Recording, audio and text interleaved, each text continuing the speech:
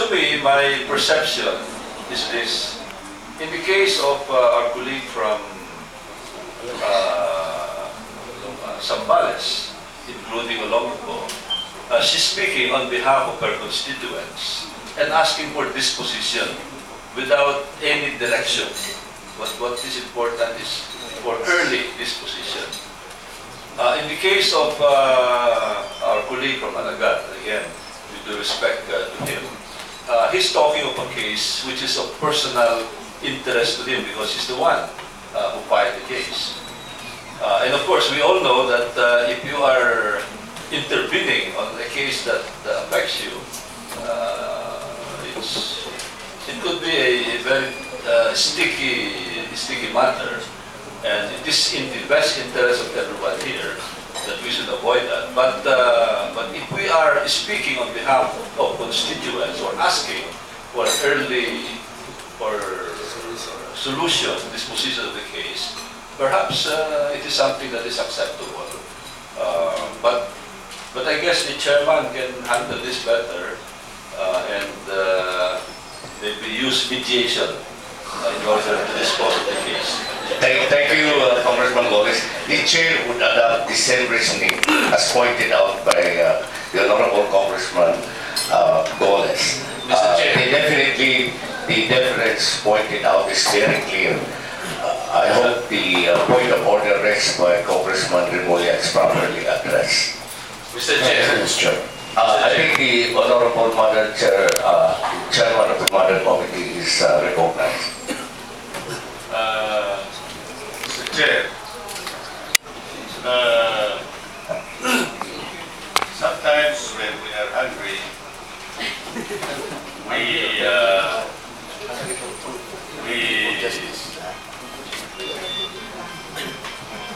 it is very difficult for us to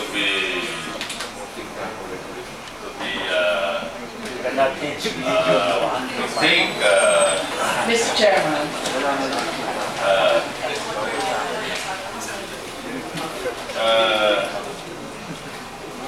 Well, anyway, I was going to suggest that maybe it's time for us to take a lunch break.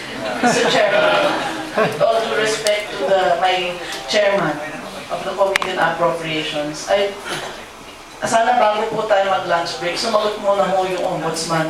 Kasi ganito na ho yung ginawa sa akin. Ano, Vice Chair of Appropriations, can you imagine that you're delaying the answers to my questions? I mean, I want an answer right now, Mr. Chairman. Okay. I mean, I don't want somebody to approach me here and say, kasi nasa kanila yung kaso sa Ombudsman for Luzon.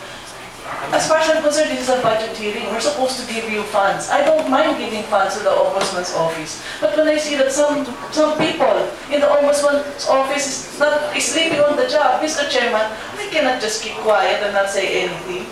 Okay, Mr. Chair, in that case, let us move on. But Mr. Chair, before that, I'm asking for a standard. I don't think the explanation of Congressman Golez is correct. Because while Congressman Pontevilla and Congresswoman Magsaysay are representing their respective constituents in relation to the cases that are supposed to be disposed or not to be disposed by the Office of the Ombudsman, is a member of Congress entirely precluded from presenting his own case insofar as the adjudication of these cases as appearing in their own mandate, which is on the first page of their budget briefing is concerned? I can read this, Mr. Chair. This can be done through proactive approaches in graft prevention and public assistance. That is the very reason I am raising this point. Because there was no public assistance. I went to the office of the Ombudsman and it was explained to me that I cannot meet her. So I talked to the Deputy Ombudsman, Mr. Casimiro, but there is no public assistance. There is no prompt investigation of complaints as mandated in their own charter. Thank you. So what is now the standard? Thank you, Congressman Marcoleta. But I think the chair has already ruled, aside from the fact that there is a statement made by the Honorable Ombudsman that the case, there is a pending motion for reconsideration on your case. So that makes a lot of difference. That's not the point, Mr. Chair. The point is, I was not before I was even able to continue because on the question that I cannot present my case. But I am now asking for a standard. If the other congressmen, on the basis of their own representation for their constituents, can make representation, can a member of Congress be entirely prevented? And what rules are we taking? That is the main point. Mr. Chairman, Yes, I also want to raise the point of order earlier. I think I understand the point of Congressman Golez, which was adopted by the chairman. When it's our own personal case involved, I think the chair has made it clear that we should not raise it in this forum.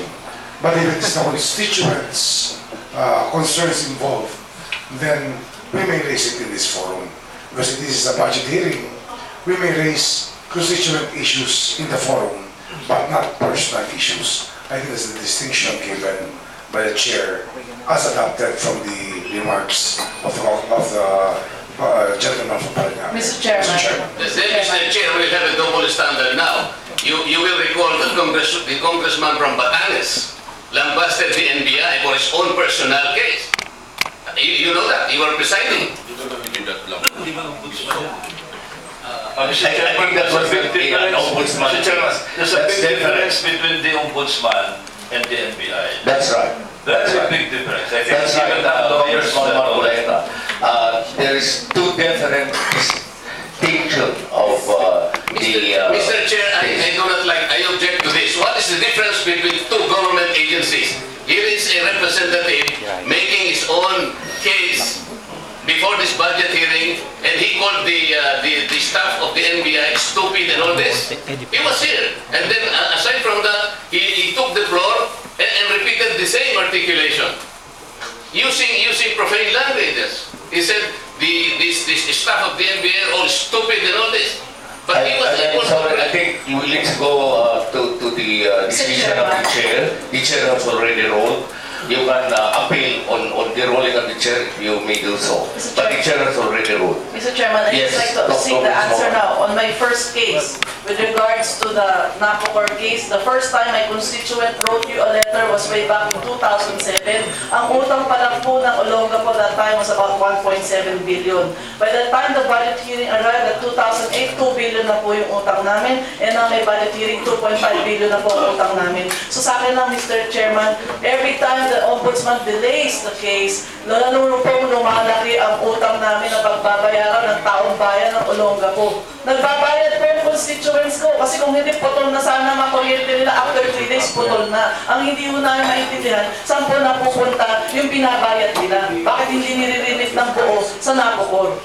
Yun lang naman ang tanong ng constituents ko na tinatanong ko sa inyo. Kasi every time you delay the case, lumalaki na lumalaki utang namin. Power pa lang po pinag-usapan. Iba pa po yung tubig. Iba pa po yung ibang utang ng probinsya, ng city namin sa iba't ibang ahensya pa ng gobyerno at mga commercial banks. Kaya ako lang, Madam Ombudsman, sana tulungan niyo na po kami.